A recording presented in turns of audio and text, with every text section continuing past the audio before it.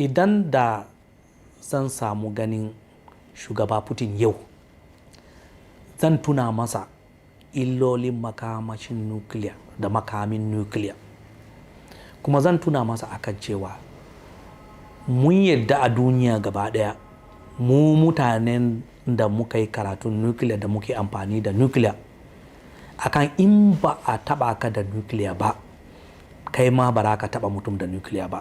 Saboda haka ya ji tsoron Allah, kar ya ce zai ɗaukar makamin nukiliya ya yi fada da shi, because wannan ba Ukraine kawai zai saya ba, kuma bara mu san in an zo ramawa bara mu san irin ramawan da za a yi ba. Shi din ramawan ma ba Rasha kaɗai zai taba ba. So don Allah su bar zancen aiki da makamin nukiliya a wannan faɗan.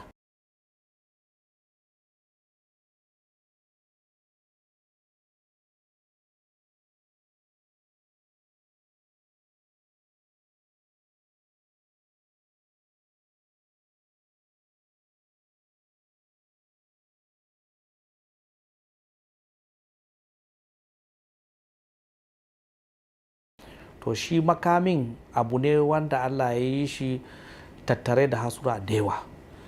In an sake shi za ka iya ka kona wuraren da ya sauka ɗin, na ɗaya.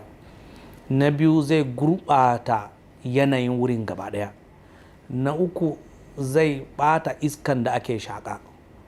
Na hudu girgizan da zai sa abubuwa da yawa su fafashe.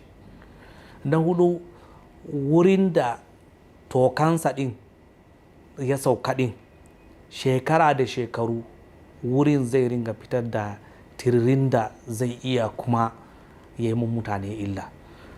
To amma duk abun da ake cewa kowane makami yana yin wa'annan, sai dai bambancin makamin nukiliya da sauran makamai, shi wannan tiririn da yake wajen makamin nukiliya, shi wannan tiririn in an sake makamin nukiliya zai shiga jikin mutum ya kona jijiyoyi da abubuwan da yake jikin mutum gaba daya. Na ɗaya kenan. Na biyu zai canja fasalin jinin mutum da yanayin halittar mutum.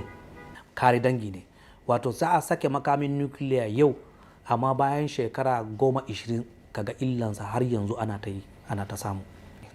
Ita Rasha ba ita kadai take da makamin nukiliya a duniya ba, amma kididdigun da muke da shi ya nuna tana cikin waɗanda suka fi yawan makamin nukiliya a duniya. Kididdigun sun nuna kamar ya kai kusan ma 6,000 makaman nukiliya da ita Rasha take da shi.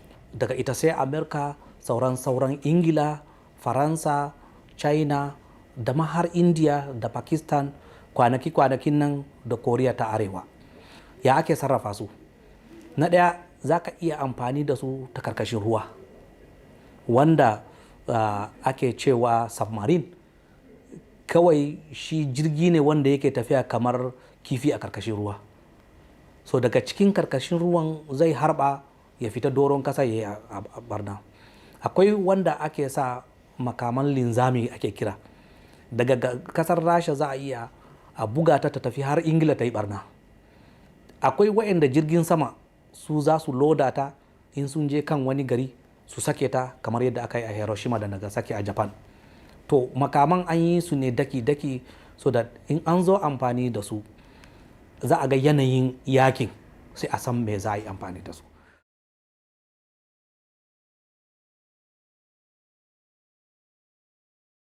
Ai in ba tsoron kar in karya ba ma zan ce ba za ta yi amfani da shi ba.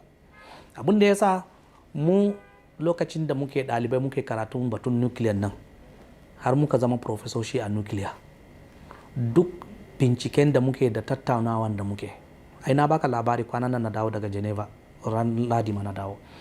Maganan da muke da kasashen duniyan masu nukiliya ne muka hada da wayanda ba su da nukiliya. Duk mun yarda akan cewa kana da makamin nukiliya, amma wannan makamin kare dangi ne, da wanda ya ji da wanda bai ji ba in dai an sake makamin nan zai shafe shi. Ita barazana ce amma kuma tana tura sako ne akan in kun manta fa ni ina tuna muku akan ni ma ina da makamin nukiliya. so cikin makaman da za ku ba wa Ukraine in ma har da nuclear a ciki to kusan ma fa ni ma zan iya yin nawa. Ai roƙon da muke kar zuciyansa ya kai masa ga sakewa, wato magani abu kar a fara.